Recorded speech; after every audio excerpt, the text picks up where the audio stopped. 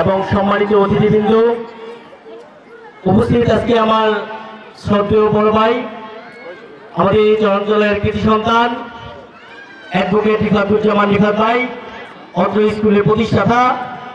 উপস্থিত আরেক শ্রদ্ধেয় বড় ভাই আমার প্রিয় আবু ফারুক ভাই, আর উপস্থিত অনেক সঞ্চালক ঘোষিত যারা এখানে উপস্থিত আছেন অতিথিবৃন্দ, সবাইকে জানাই আমার পক্ষ থেকে অভিনন্দন।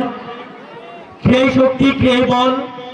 আর বিশেষ করে হচ্ছে এই সাংস্কৃতিক অনুষ্ঠানগুলো তরুণদেরকে এগিয়ে যাওয়ার পথ দেখায়, তরুণদের লেখাপড়ার পাশাপাশি এই ক্রীড়াঙ্গন সামনে এগিয়ে যাওয়ার প্রথম হাতিয়ার হচ্ছে এই সাংস্কৃতিক অনুষ্ঠানগুলো।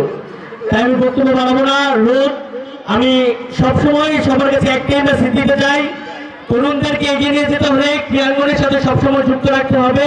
মাদক মুক্ত, ইফতিজিন মুক্ত সুন্দর একটা সমাজ গড়তে হলে ক্রীড়াঙ্গনকে সবসময় বুকে লালন করতে হবে। ধন্যবাদ সবাইকে। আসসালামু আলাইকুম।